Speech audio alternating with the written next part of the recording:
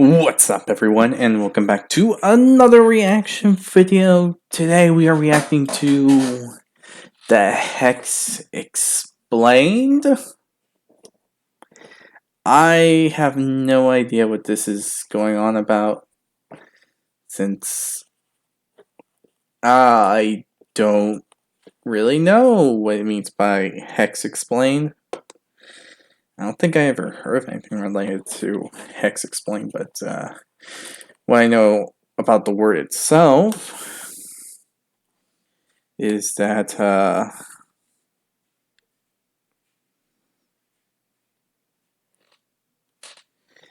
well, hexes are like curses, really. That's all I really know about the subject.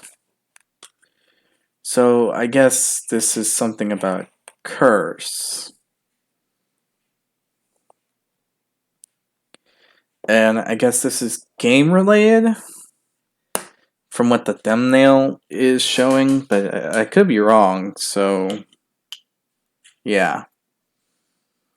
Anyway, let's start this video up, because this is gonna be a long one.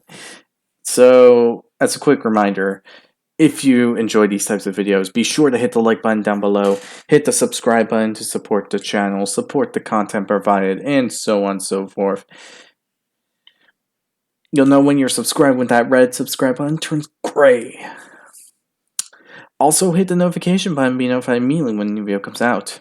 You'll know when you're notified when the notification button is lit up. Furthermore, in the comment section below, if you have any videos you want me to react to, leave it down there and I'll react to it as soon as possible. The link to this video will be down in the description below, so if you want to see this video without any commentary from me, go ahead and do that. But also, be sure to give the creator to this video some love and support for the video they made. Now, with all this said, let's get right on into the video, shall we? Oh, another one. I suppose you want to hear about that story too, huh? So vile it makes my spine chill just thinking about it. Detective films. I like these old classic detective films, to be honest. I don't know why, it's just seem really good about it. Seems really good. So I got on the case. Oh, so it's not a detective film. Just someone going detective style. Our story begins on a dark and yeah, I could dig it. The sole refuge for miles being the old and rustic 6 Pint Inn. I'm pretty sure anyone can do it. The phone rang. The barkeep picked it up, and through the other side, I heard that someone was planning a murder. But who is to be doing the murdering, and why? Well, sweetie, like I said, this ain't no open-shut case. I was gonna have to get my hands dirty for this one. Suspect number 1, Weasel Kid. He acted oddly around Spaceboy over there, but people tend to tense up in situations like this. You get used to it on this kind of job. So this is the Hex? Art style doesn't look too bad. Kind of remind me of other games that I played before. Really good.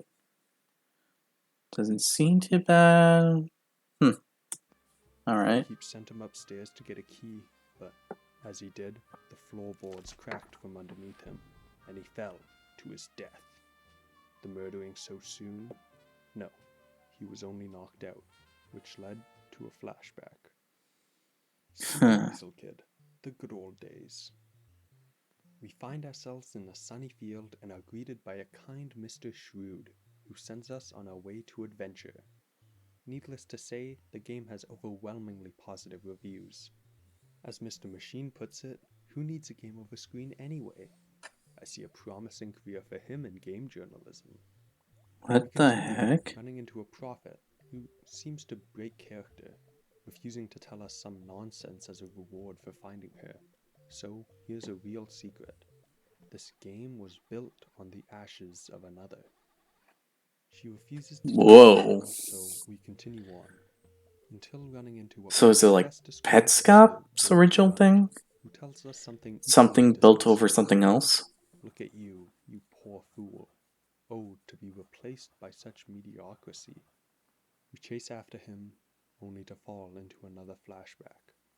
Super Weasel Kid 2, Radical Road, the long-awaited sequel. Things have changed. We got shades, the clouds are wrapping, and Mr. Shrew has gotten older. We continue to get nothing but good reviews. I mean, it's nothing. Am I gonna let one loser ruin my day? Oh, another one. This isn't okay. The prophet tells us some bullshit about Reginald's revenge, whoever that is, but we just keep running from the haters. Is this a flashback and a The weasel runs his way flashback, to or is this Brookhaven, like a blocking the game's fall and fertility. flashback that's going You want us into to ignore a him? flash Get the forward final within a installment. flat? Ugh. Super Weasel Kid 09, Super Redux, The Fall. The What? skies are dull blue, the music downtrodden, and instead of good old Mr. Shrew greeting us, we get him. We ignore the bum, continue on, and find ourselves in a terrible game, filled with bugs, glitches, and negative reviews weighing us down. We fall, and end up as low as one can be. But what could have caused this drop in quality?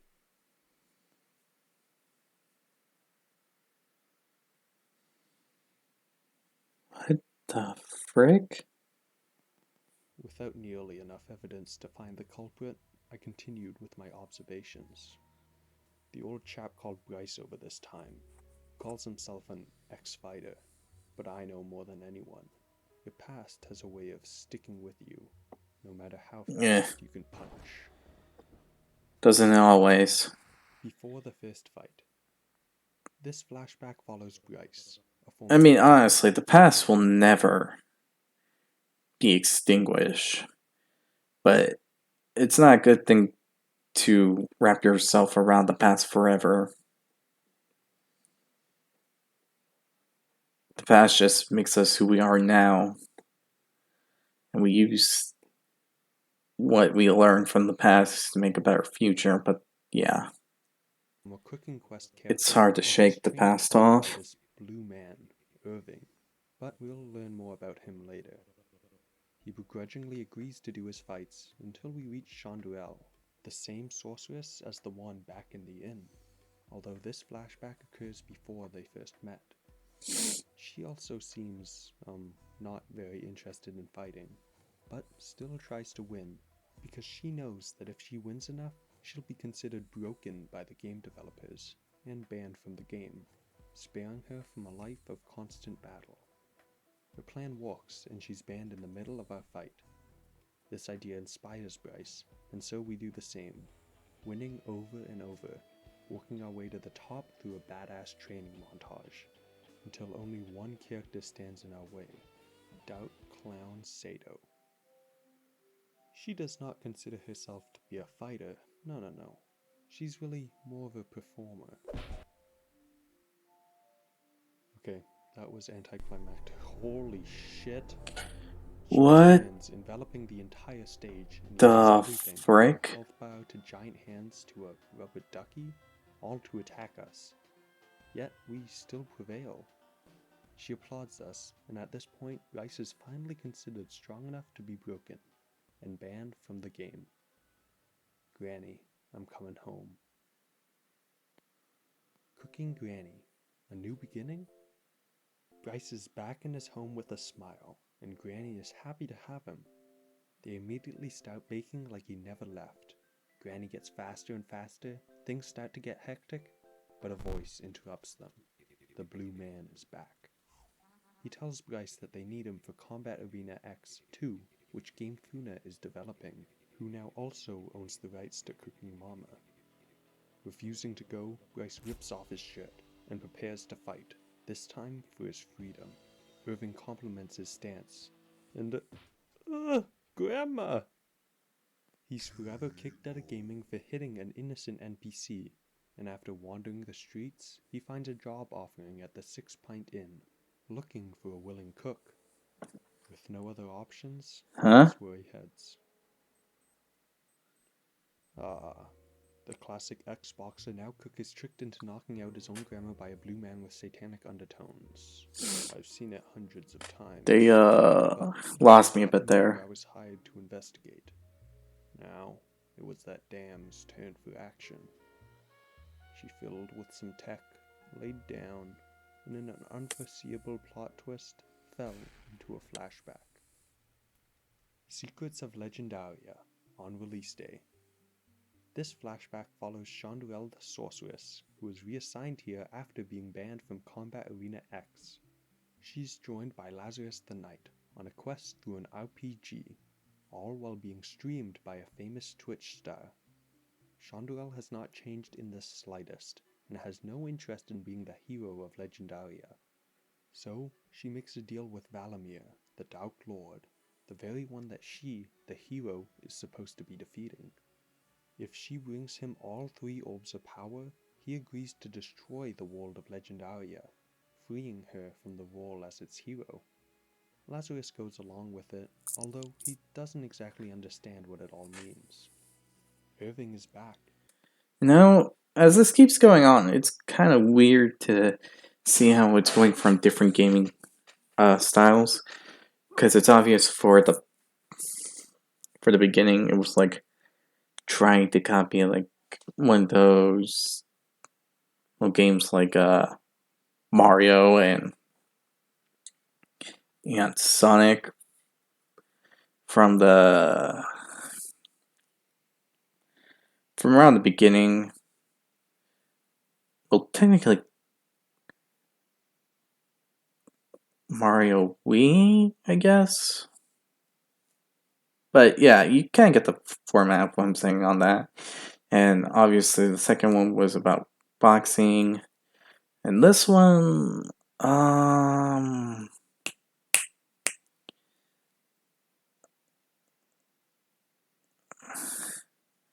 it's like a format that's similar to Undertale, in a way.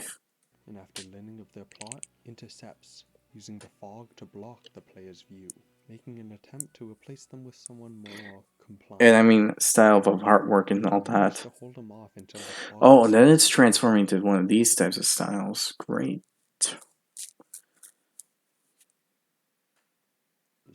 At which point he makes himself scarce.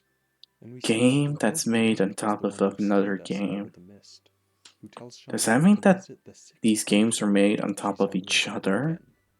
Then disappears. We hand all 3 orbs of power over to Valamir, who immediately turns the world to hell. Twitch chat goes nuts, and the game is flooded with poll reviews, ending the game forever.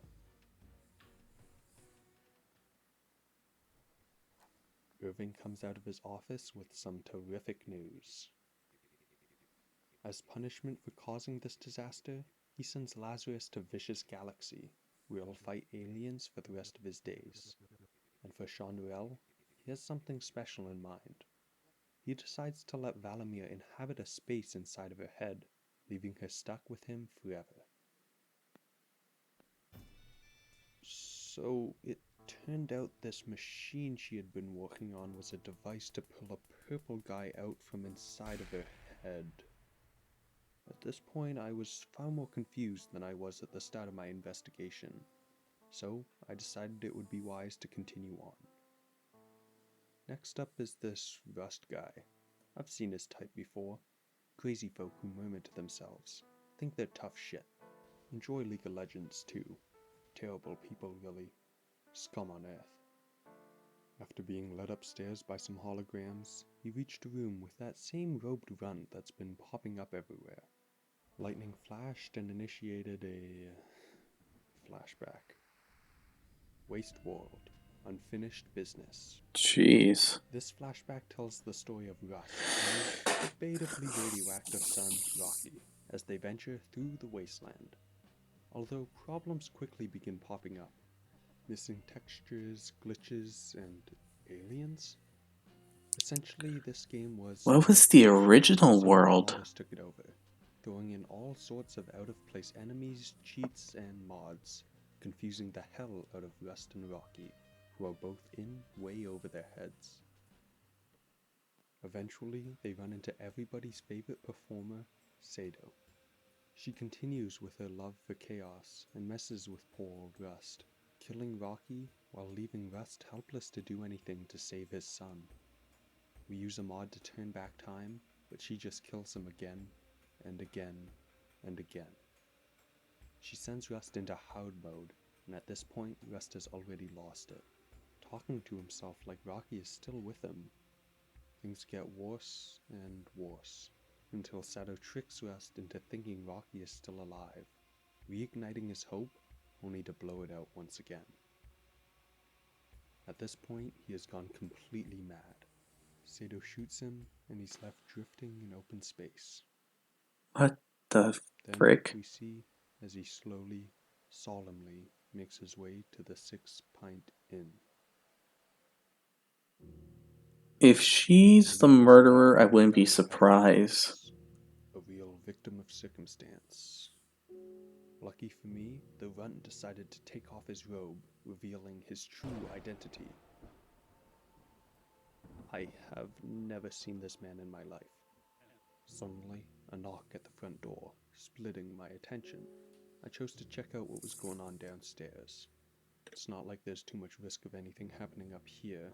One of these guys is far too crazy for a planned murder, and the other looks like he's more at risk from that fungus growing through his skull than actually killing anyone. The barkeep sent Lazarus into the kitchen, and despite following him, I could hear that Irving scumbag walk in. What could he want this time? With some tips from the barkeep, Lazarus managed to find a secret room, full of weapons like I'd never seen. He steeled his resolve, walked out, and confronted Irving. The blue man called his bluff, but he raised his gun, lined up his aim. This was what I had been waiting for. Hold that thought. We have a flashback to go through. Vicious Galaxy 2, or Another one? after being caught Holy for his involvement in cow. destroying the secrets of Legendaria, Lazarus has How many become flashbacks are we everybody's going through adversary, this every in this thing? NPC's worst nightmare, and is now preparing for a mission. He's accompanied by Jay and Junior, who also resided in Legendaria before it was destroyed, and also the robed runt, whose name turns out to be Jeremiah. Their quest? Retrieve the artifact. We mow down aliens left and right, showing no mercy. This mission cannot fail. But as we get ready to invade the premises, Jay has second thoughts, nervous for the mission ahead. So Junior shoots him. What We the run into an frick? alien who condemns us for the invasion, even calling Jeremiah by name, and is quickly revealed to be Irving himself. This entire mission was a trick. While we might have thought we were attacking an alien base, we were really helping an attack on GameWorks itself. Jay didn't quit because he was scared of the mission, but rather the punishments he would receive for carrying it out.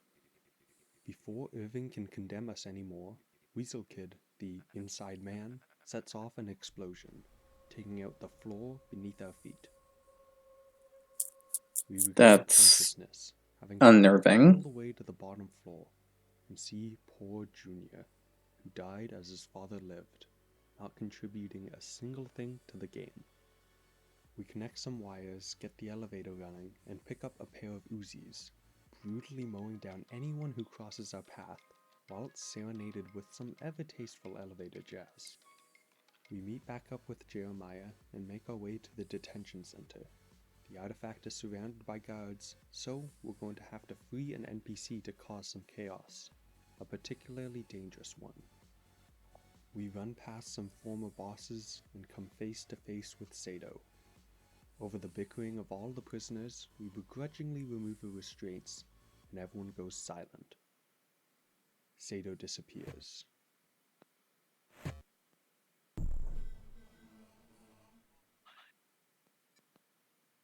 We wake up in a storage facility, find the artifact, but Sado beats us to it. As a reward for freeing us, she decides to put on a little show instead of just instantly killing us. She makes us fight a crab monster, What take part the in Battle Royale, and even battle against herself. We somehow manage to defeat her, and she disappears. The artifact returns to us, and we make our escape. But as we leave, we see a small spider crawl out from the boxes. Sato has not truly been defeated, not even close. While escaping, So we it's see Amy his talking to what looks like a real fault person for crouched releasing behind a her? wall. But now's no time to meander, so we continue on with our escape. Artifact And just like invaluable. that, I had done it. I solved the case. Lazarus was the killer. Whoa, hold on a second. We'll suddenly stop time and decide to tell me more of what I already knew. But I'm not satisfied with this kind of ending, nor are my clients. So I decided I should keep on playing with this bartender's game for now, to see where it all would lead. Called over the most stylish man in the bar, and sent him to his personal cabin, where they entered a secret room and fell into the final flashback. Walk, magnum opus. Walk.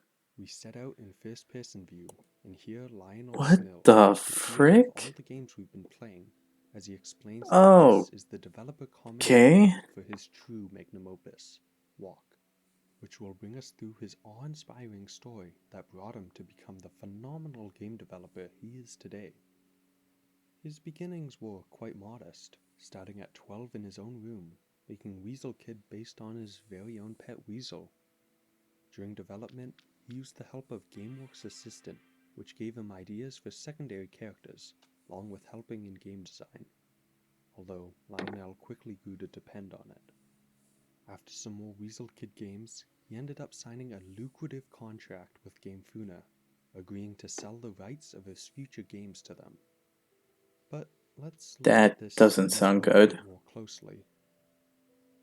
It seems he was dealing with the government. Also note Oh, that this document sealing the contract is done through GameWorks, which is merely meant to be a tool to help make games. So, are they trying to help Lionel or GameFuna?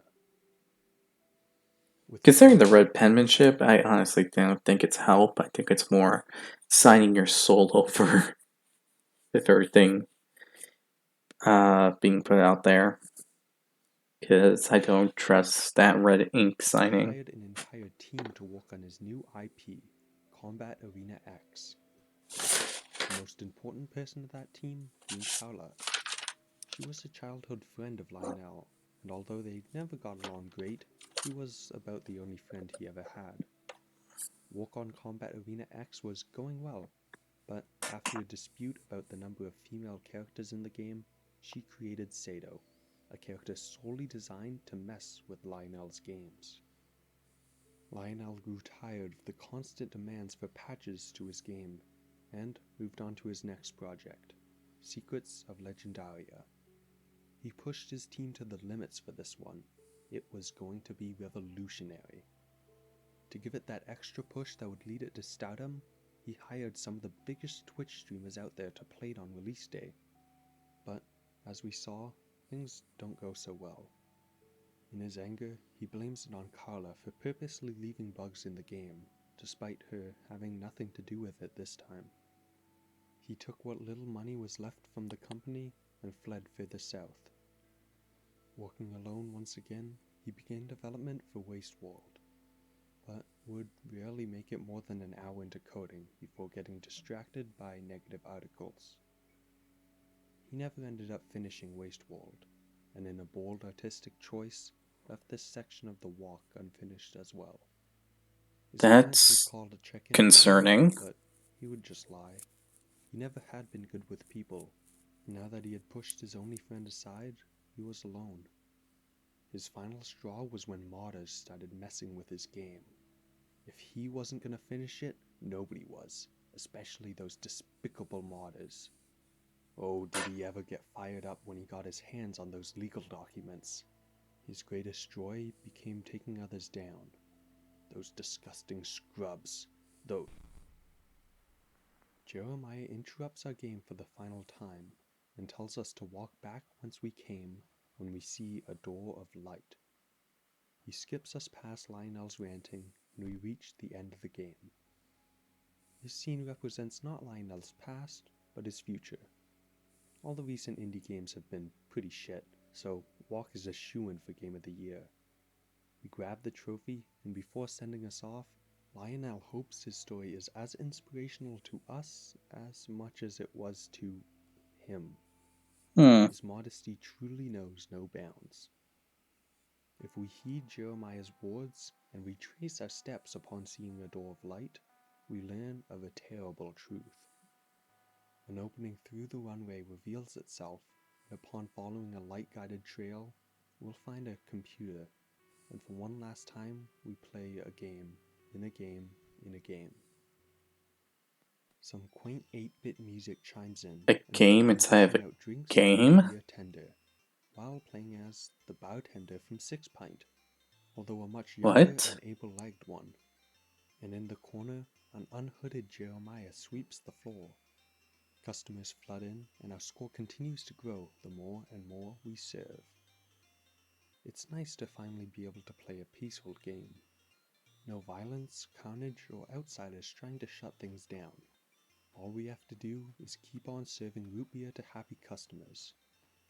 We might miss one or two, but we mustn't cry over spilled milk. Or in our case, root beer. He loves me. After being served, What the customers are pleasant. frick? Won't leave.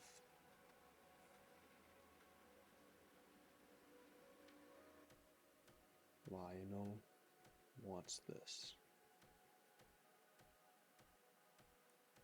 What the fuck? A revenge plot, huh? I won't say I didn't see this one coming, because I definitely did.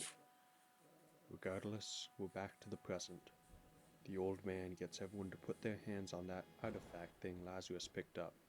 And, well, I've never been one to say no to a pretty face, so I did as he said. He uttered some words in a mythical language and tells us that we are all... wait, what? No, this can't be right. Oh, what's going on? What ritual is he talking about? Who is that?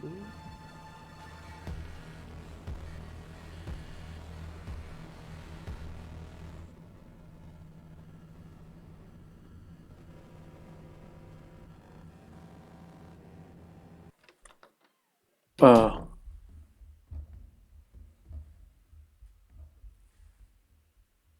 I don't know where that guy's going, but anyway, that's not nearly everything. We still have many unanswered questions, but first, the secret ending. Yeah, Or something like it. I'm If we confused. find our way to What? Rosario, an NPC inside a GameWorks headquarters, we can enter a secret cipher which unlocks some messages sent between Carla and Lionel. At this point, Lionel has left the company, and Carla clearly isn't too pleased with him.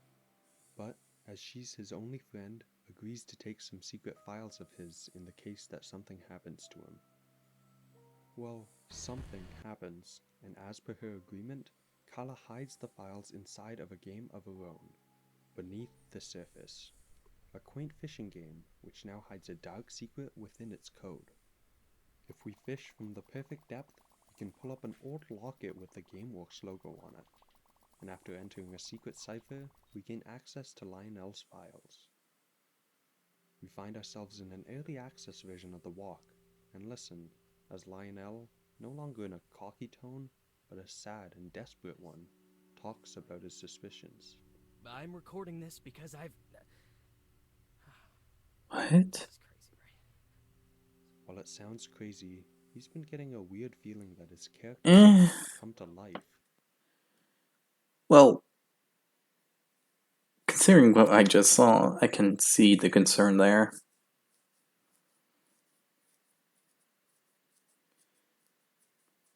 Well, you shouldn't have signed those papers. That probably led to what's going through your problem. That's probably what led to all your problems right now. One of his characters an apology. He explains how Root Beer Reggie was based off his grandpa, Reggie Wilkinson. This way, even after his grandpa moved on, he still had Reggie. After the success of Super Weasel Kid, he hid all evidence of Root Beer Tender to make it look like Super Weasel Kid was his first game, like he was some sort of prodigy. He couldn't bear to do it himself, so he got Irving to do it for him, and never saw him again. But, well, if you're out there somewhere, Reggie, I still miss you.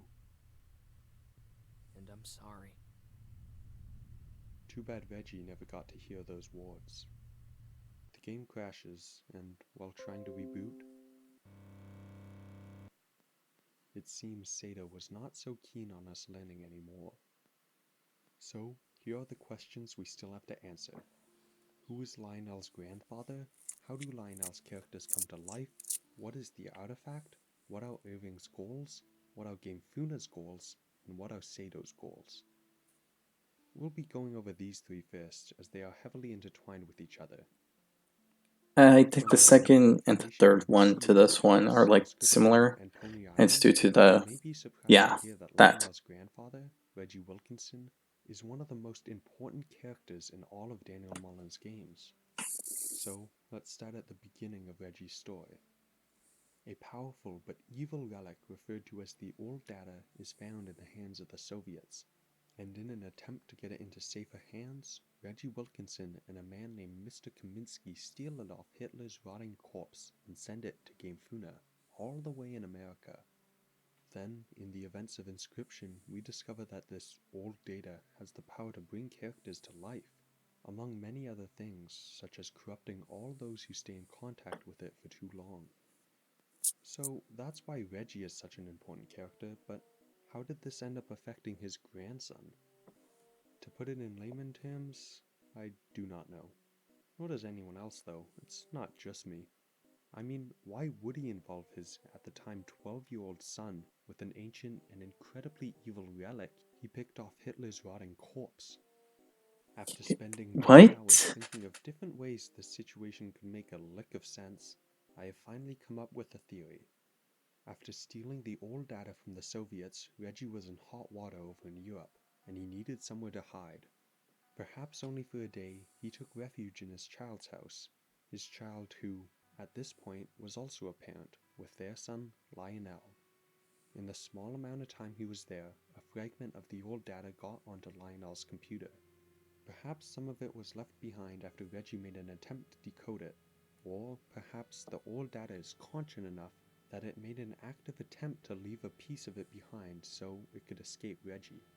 Either way, a small piece of the old data was now on 12-year-old Lionel Snell's computer, which manifested itself as the artifact, aka the Hex. So that clears out those three questions. Now for Irving. What are his, and by relation GameWorks' goal in all this? First, it would be best to explain GameWorks and Game Funa's connection. We know surprisingly little about both groups. I mean, the only character we ever see working at GameWorks is Irving, a literal NPC. We know a bit more about Game Yeah. Funa, although only by little. Oh, We know that I know their that founder bit. was Satan himself, and that they are trying to obtain the old data for unknown purposes. I It's my seen that theory that GameWorks is video, simply a which puppet made by Satan to keep watch over it was the anything one that that is involved valuable. that whole card game. Yeah, a card game that you had to go get some other stuff. You had to go retrieve something, and it was to obtain a. Am I mixing my stuff up? I think I'm mixing my stuff up. I mean,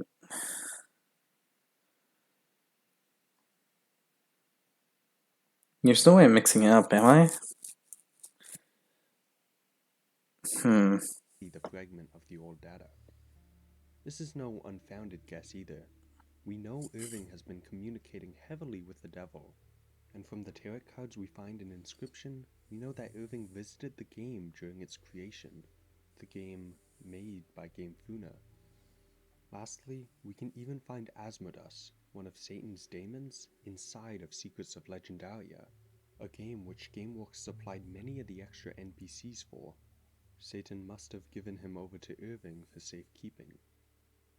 So, either Satan discovered how close young Lionel was with his grandfather, the one who managed to get his hands on the old data, or perhaps he's just able to detect it and knew when a piece ended up on Lionel's computer. Whichever the case, he then created GameWorks along with Irving to trick young naive Lionel Snell into installing GameWorks' assistant onto his computer. which brought with it Irving and all the other NPCs he needed to complete his task. After Lionel had made a few more games, Irving set up a contract between Lionel and Game Funa, which had them buying all the rights to Lionel's past and future games. Not only did this let them study the effects of the old data with even more ease, the payment Lionel received guaranteed him to continue making more games. With this newfound money, Lionel was able to hire many more people, including but not limited to Carla. But it didn't take long for them to get at odds with each other, and this is where Sato comes into play.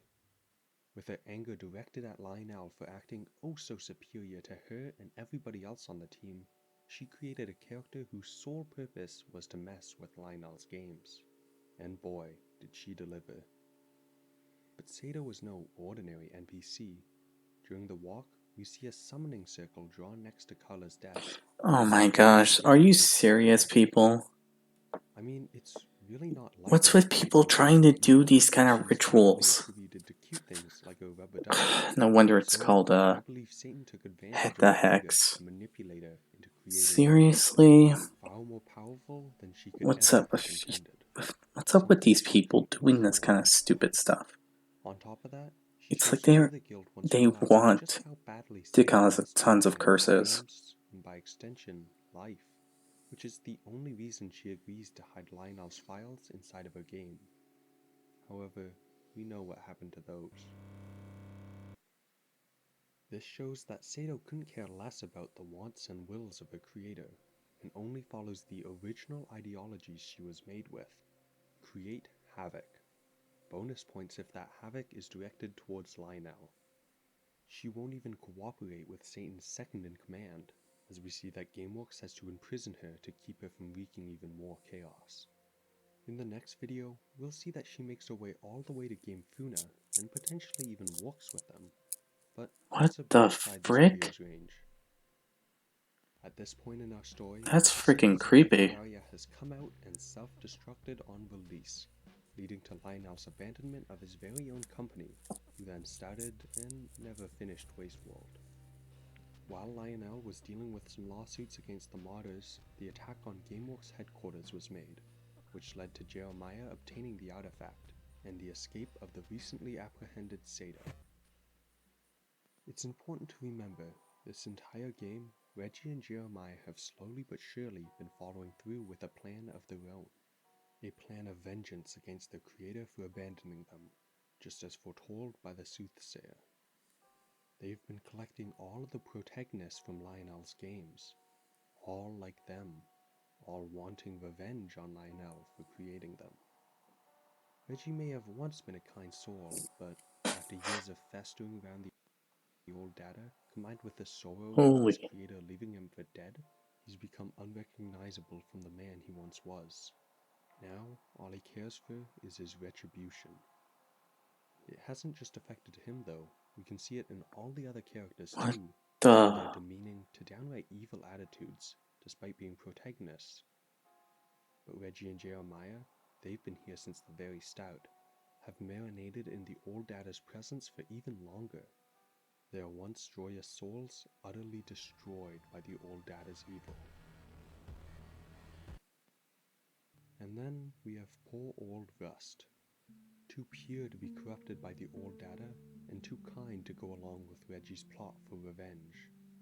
So, Reggie used a serum on him to shatter his mind, an injury not at all helped by Sato's purgatory of a trip she brings him on.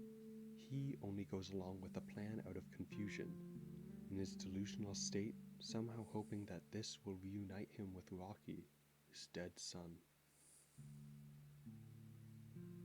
The essence of the old data Oh, that has slowly frick. seeped into all of them throughout the years has tainted them with evil, but lets them, with the help of the artifact, open a portal for a brief moment, just long enough for Reggie to exact his revenge. Reggie never gets to hear Lionel's apology, and ends up killing his grandson with nothing but hatred on his mind. Using this opportunity, Sato manages to sneak her way out into the real world. Oh. And that is the story of the Hex. My next video will finally be the one connecting all of Daniel Mullen's games together in one, hopefully cohesive video. But for now, thank you for watching. It really does So this was a thing. So let me get this straight. 3 different games: Pony Island, the Hex, and that card game where you have to beat this NPC to obtain something. If that's what I'm understanding. All these 3 things are connected.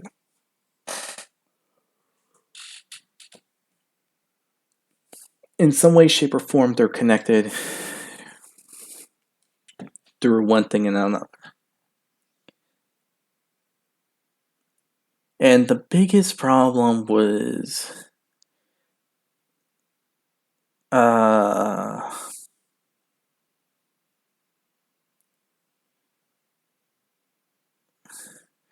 them releasing her. Him? From, I guess, its seal, which was kept there due to all the trouble it caused. And now it's released into the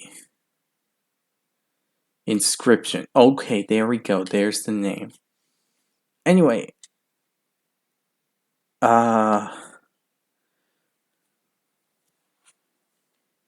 this character was locked in Vicious Galaxy, but because it was released, it caused more problems than it should. And with everything else, and the fact that...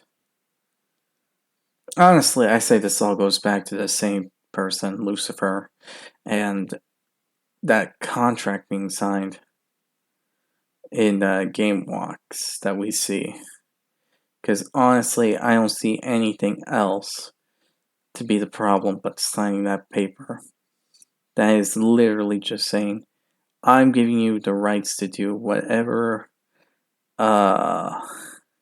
you want with him involved. And I guess that corrupted every single character here, because from the way it all sounds, they're all good characters with good personality traits and all that, but just became corrupted. And I think it all started when he signed that paper. And it might have also influenced him, because everyone knows what happens when you make some demonic dealings. They never turn out good.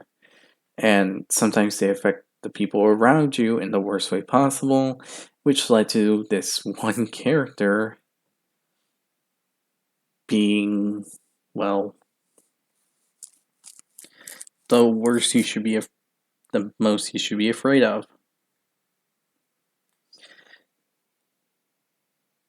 Honestly,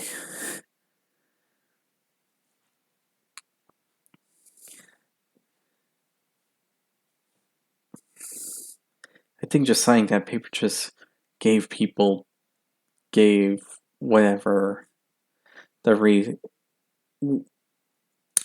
Okay, let me start that over. I guess signing that deal led to all this being possible. In my opinion. In my opinion, that is literally the cause of all this. Signing that one specific paper. It's gonna be the death sentence that no one wants on anyone.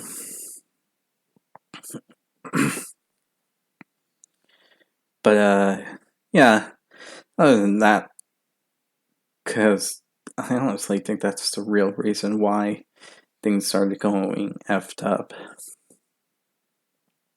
Because I think saying that just made them all sentient. But who knows? Tell me what you think in the comment section down below. Also, if you enjoyed this video, hit the like button down below. You'll know when you like the video when the button turns blue. Hit the subscribe button to support the channel, support the content provided. Hit the notification button, be notified immediately when a new video comes out. And once again, the link to this video will be down in the description below. So be sure to give the original creator here some love and support. Give Mecha Jace. Yeah, you know what to do. Anyway, with all this said, again, hope you'll enjoy, and I'll see you all next time. Bye.